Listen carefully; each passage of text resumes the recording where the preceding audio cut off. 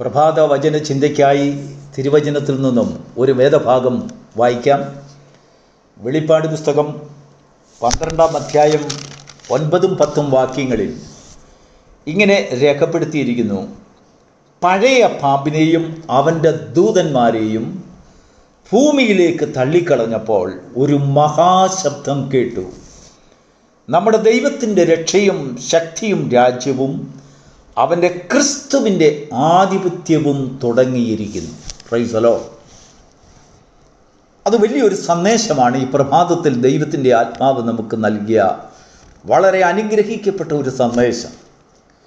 നാം രക്ഷിക്കപ്പെട്ടവരാണ്, പ്രാർത്ഥനയുണ്ട്, ആരാധനയുണ്ട്. എങ്കിലും ദൈവം തരുന്നതായ രക്ഷയ്ക്കും അവൻ്റെ വാഗ്ദത്തങ്ങൾക്കും ക്രിസ്തുയേശുവിൽ കൂടെ നമുക്ക് ലഭിക്കുന്നതായ അനുഗ്രഹങ്ങൾക്കും ഒരു സ്ഥിരതയില്ലാതെ, ഒരു വാഴ്ചയില്ലാതെ, ഭവനത്തിൽ ആധിപത്യമില്ലാതെ, കുഞ്ഞുങ്ങളിൽ ആധിപത്യമില്ലാതെ, നമ്മളിൽ ആധിപത്യമില്ലാതെ, കുടുംബജീവിതത്തിൽ ആധിപത്യമില്ലാതെ, വിശ്വാസ ജീവിതത്തിൽ ആധിപത്യമില്ലാതെ, കാറ്റിൽ ആടിക്കൊണ്ടിരിക്കുന്ന ഉലയുന്ന ഒരു യാനത്തെ പോലെ അല്ലെങ്കിൽ ഒരു പടകിനെ പോലെ നാം ജീവിതത്തിലായിരിക്കുന്നുണ്ടെങ്കിൽ, ദൈവത്തിൻ്റെ ആത്മാവ് ഈ പ്രഭാതത്തിൽ നമുക്ക് തരുന്ന സന്ദേശം, നിന്നെ അങ്ങനെ ആക്കുന്നത് മറ്റൊന്നുമല്ല, പഴയ പാമ്പ് നിൻ്റെ ഭവനത്തിൽ കൂടെ സഞ്ചരിക്കുന്നു, നിൻ്റെ വ്യക്തി ജീവിതത്തിൽ കൂടെ സഞ്ചരിക്കുന്നു, വിശ്വാസ ജീവിതത്തിൽ കൂടെ സഞ്ചരിക്കുന്നു. ഈ പഴയ പാമ്പിനെ പിടിച്ചാൽ നമ്മുടെ ജീവിതത്തിൽ വലിയൊരു രക്ഷയാണ്. എന്താണ് ഈ പഴയ പാമ്പ്? പഴയ പാമ്പിന് പഴയ ചരിത്രം അറിയാം, പഴയ സംഭവം അറിയാം. നീ സംസാരിച്ചിട്ടുള്ളത്, ഏദൻ തോട്ടത്തിൽ വെച്ച് നീ സംസാരിച്ചത്, അവിടെ നിന്ന് പുറത്തു വന്നതിന് ശേഷം സംസാരിച്ചത്, ചെയ്തത്, കണ്ടത്, നോക്കിയത്, വന്നത്, ഇടപെട്ടത്, എല്ലാ കാര്യങ്ങളും സകല രഹസ്യങ്ങളും അദ്ദേഹത്തിന് അറിയാം. അവിടെ മുതൽ അവൻ നിന്നെ അനുധാവനം ചെയ്യുന്നുണ്ട്. പല രൂപങ്ങളിൽ അവൻ നിൻ്റെ ഭവനത്തിൽ പ്രവേശനം പ്രാപിച്ചവനാണ്. പിശാച് എന്ന പോലെ, സാത്താൻ എന്ന പോലെ, മഹാസർപ്പം എന്ന പോലെ, പഴയ പാമ്പെന്ന പോലെ. ദൈവത്തിന് മഹത്വമുണ്ടാകട്ടെ.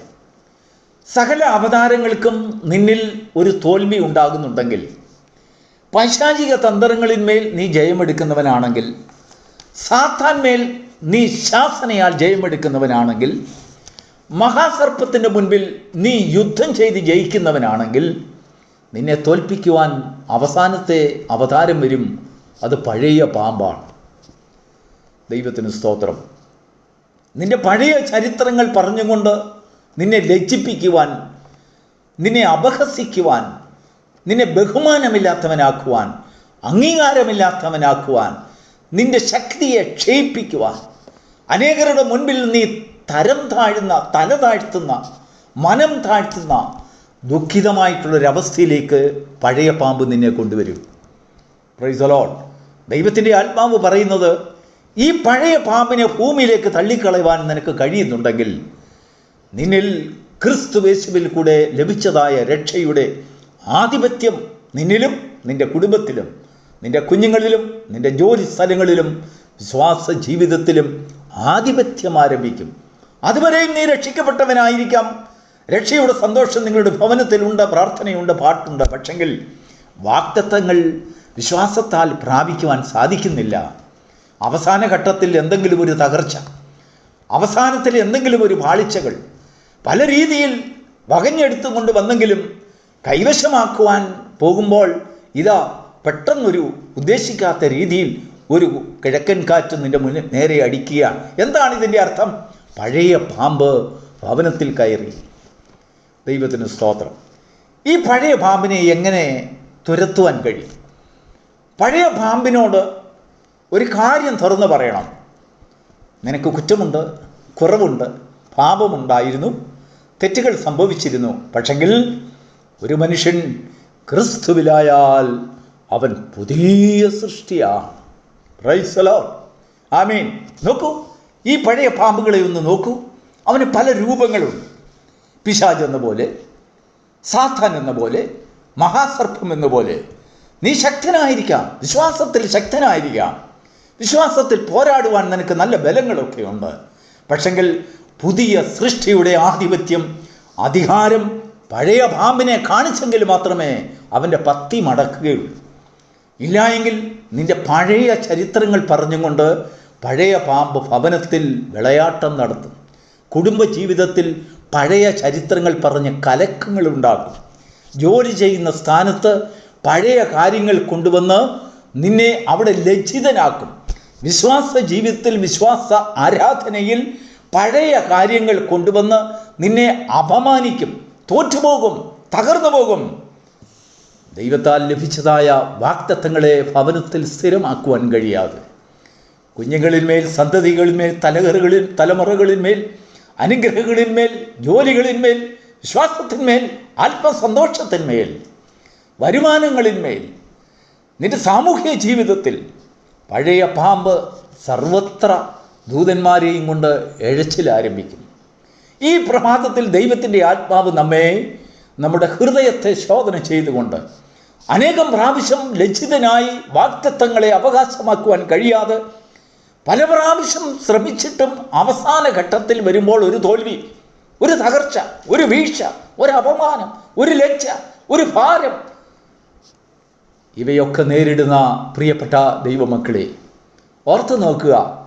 കർത്താവ് നിന്നെ അനുഗ്രഹിക്കാഞ്ഞിട്ടല്ല, വാഗ്ദത്തങ്ങൾ നിനക്ക് തരാഞ്ഞിട്ടല്ല, ക്രിസ്തുയേശുവിലുള്ളതായ വിശ്വാസത്താൽ നിനക്ക് ജീവിക്കാൻ സാധിക്കാഞ്ഞിട്ടല്ല, നിന്റെ ബലഹീനതയല്ല. പക്ഷെങ്കിൽ പിശാചിനോടൊരു കൺഫർമേഷൻ തുറന്നു പറയുവാൻ പലപ്പോഴും നീ മറന്നു പോകുന്നത് കൊണ്ടാണ്. എന്താണ്? ഒരു മനുഷ്യൻ ക്രിസ്തുവിലായാൽ ഞാൻ പുതിയ സൃഷ്ടിയാണ്, ഞാൻ പുതിയ സൃഷ്ടിയാണ്. പഴയത് കഴിഞ്ഞുപോയി, പഴയതെന്നെ കർത്താവ് പരിഹരിച്ചു. കർത്താവിനെ പുതിയതാക്കി, അവൻ എന്നെ ശക്തനാക്കി. എന്നെ ശക്തനാക്കുന്നവൻ മുഖാന്തരം ഞാനിപ്പോൾ സകലത്തിനും മതിയായവനാകുന്നു. അങ്ങനെ പിശാചിനോട് നീ മല്ലടിച്ച് നിന്റെ നാവാൽ നീ സംസാരിക്കുമ്പോൾ അവിടെയാണ് പഴയ പാമ്പ് തോറ്റുപോകുന്നത്. ക്രിസ്തുയേശുവിലെ വിശ്വാസത്തിൽ നീ ദൈവത്തോട് നീ തുറന്നു പറഞ്ഞ് ക്ഷമയോദിച്ച് നിന്നെ രക്ഷിച്ച് നിന്നോട് ക്ഷമിച്ച് നിന്നെ അഭിഷേകം ചെയ്ത് നിന്നെ ഓമനപുത്രനായി അവൻ നിന്നെ പുലർത്തുമ്പോൾ, പ്രിയപ്പെട്ട സഹോദര സഹോദരി, പിശാചിൻ്റെ മുൻപിൽ, പഴയ പാമ്പിൻ്റെ മുൻപിൽ തകർന്നു പോകരുത്. നോക്കൂ, പിശാചിൻ്റെ രൂപങ്ങൾ നോക്കൂ. സാത്താനായി, പിശാചായി, മഹാസർപ്പമായി. പലപ്പോഴും മഹാസർപ്പത്തിൻ്റെ മുൻപിൽ നീ പോരടിക്കുന്നവനായിരിക്കാം, വിശ്വാസത്തിന് വേണ്ടി നീ യുദ്ധം ചെയ്യുന്നവനായിരിക്കാം. ജയമുണ്ട്, കാര്യമൊക്കെ ശരിയാണ്. മറ്റു 3 പേരും 3 അവതാരങ്ങൾ തോൽക്കുന്ന സ്ഥാനത്ത് അവസാനത്തെ അവതാരമായി പഴയ പാമ്പ് വരുമ്പോൾ, പഴയ ചരിത്രങ്ങളൊക്കെ പറയുമ്പോൾ, പഴയ ചെയ്തികളെക്കുറിച്ച് നാട്ടിൽ പ്രസിദ്ധമാക്കുമ്പോൾ നീ എന്തിന് ലജ്ജിക്കുന്നു? നിന്നെ കർത്താവ് വിടുവിച്ചില്ലേ, രക്ഷിച്ചില്ലേ, അവൻ നിന്നെ കഴുകിയില്ലേ, നീ പുതിയ സൃഷ്ടിയായില്ലേ? നിന്റെ പഴയ കാര്യങ്ങളെ കാണുമ്പോൾ ലജ്ജിതനാകുന്നുണ്ടെങ്കിൽ, കേൾക്കുമ്പോൾ നീ അപമാനിതനാകുന്നുണ്ടെങ്കിൽ, ക്രിസ്തുയേശുവിൻ്റെ രക്ഷയുടെ ആധിപത്യം നിന്നിൽ സ്ഥാപിക്കുവാൻ കഴിയാതെ പരിശുദ്ധാത്മാവ് ദുഃഖിക്കുകയാണ്. എഴുന്നേൽക്കുക. രക്ഷയുടെ സന്തോഷത്തെ നിനക്ക് കാണുവാൻ കഴിയുന്നുണ്ടെങ്കിൽ ഈ പ്രഭാതത്തിൽ ദൈവത്തിൻ്റെ ആത്മാവ് പറയുന്നു, നിനക്ക് വേണ്ടി ദൈവത്തിൻ്റെ ആത്മാവ് വച്ചിരിക്കുന്ന രക്ഷയുടെ സന്തോഷത്തെ പ്രാപിക്കുവാൻ, ആധിപത്യം നിന്നിൽ ആരംഭിക്കുവാൻ സമയമായി, നിന്റെ കുടുംബത്തിൽ ആരംഭിക്കുവാൻ സമയമായി. പക്ഷെങ്കിൽ നിന്റെ ഭവനത്തിൽ കൂടെ എഴഞ്ഞു നടക്കുന്ന പിശാചിൻ്റെ വഴികളെ അടച്ചു കളയുവാൻ നിനക്ക് സാധിക്കുന്നെങ്കിൽ അവിടെയാണ് നീ രക്ഷ പ്രാപിക്കുക, അവിടെയാണ് നീ ജയം പ്രാപിക്കുക, അവിടെയാണ് സാത്താൻ തോൽക്കുന്നത്. ആ സാത്താനെ, ആ പഴയ പാമ്പിനെ ഈ പ്രഭാതത്തിൽ നീ സ്വർഗത്തിൽ നിന്ന്, സ്വർഗീയ അനുഭവത്തിൽ നിന്ന് ഭൂമിയിലേക്ക് തള്ളിക്കളയുന്നവനാകണം. ജീവിതത്തിൽ പല വാഗ്ദത്തങ്ങളും അനുഗ്രഹങ്ങളും കർത്താവ് തന്നു.